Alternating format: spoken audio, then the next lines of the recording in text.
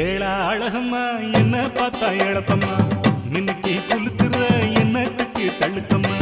பொண்ணுன்னா உங்களுக்கு ரொம்ப ரொம்ப இழப்பம்மா பொம்பளைங்க பொழப்பெல்லாம் நீங்க பண்ணுற குழப்பம்தான் பார்த்தாலும் பார்த்தேன் அத்தாடி அத்தா